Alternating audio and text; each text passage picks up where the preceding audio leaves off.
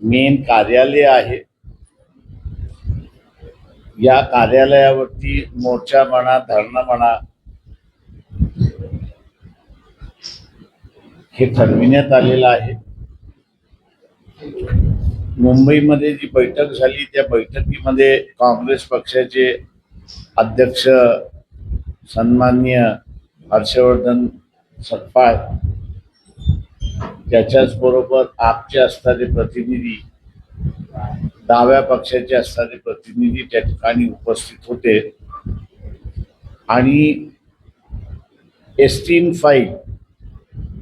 हा जो सगळ्यात मोठा एक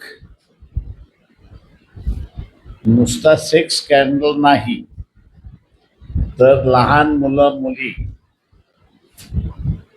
यांच्याशी अभद्रपणे वागणं, त्यांचा उपभोग घेणं आणि नंतर त्यांना असणारं मारून टाकणं, असा जो प्रकार सगळा झालेला आहे. त्या प्रकारामध्ये केंद्र शासनामध्ये असणारे मंत्री आणि त्याच्याच बरोबर पंतप्रधान नरेंद्र मोदी यांचंही नाव आलेलं आहे.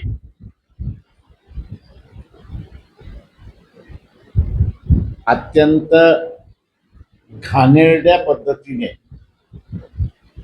त्यांचा उल्लेख त्याच्यामध्ये करण्यात आलेला आहे.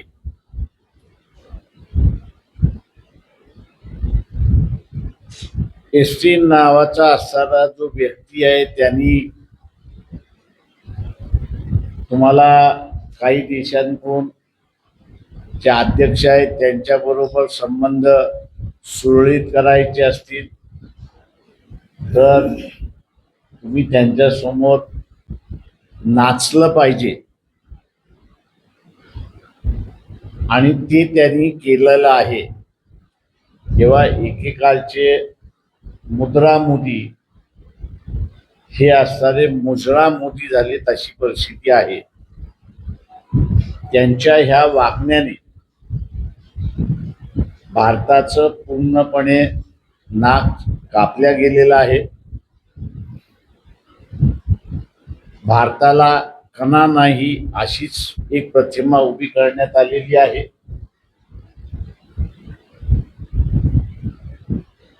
परंतु इथपर्यंतच ते थांबत नाही, तर जे काही करारनामे झालेले आहेत, US बरोबर जे करारनामे झालेले आहेत, त्या करारनाम्यामध्ये भारताचं नुकसान कसं होईल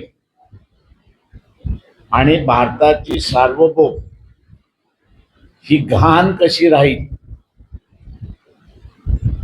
आणि अमेरिका नव्याने ईस्ट इंडिया कंपनी भारतामध्ये कशी निर्माण होईल या दृष्टीने केलेले करारनामे जे आहेत,